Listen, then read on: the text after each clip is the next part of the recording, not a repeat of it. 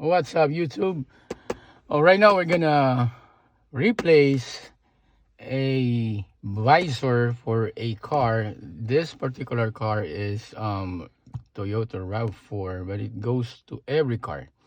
I purchased online and make sure it's exact match.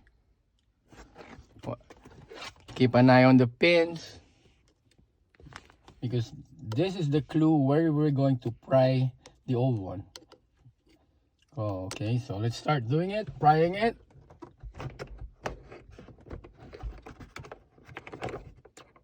And pull it out. Now we're gonna match it. If it's exact fit, exact size, all we need to do is just to pop it in. These are the pins, these are the connectors, and we have to line it up to this, and the clips will just snap on.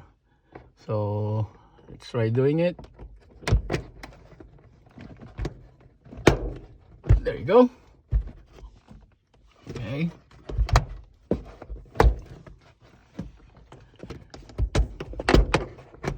Okay, let's see. It works. Look at the lights. It turns on, turns off. It means we got the connectors lined up and we have a new visor.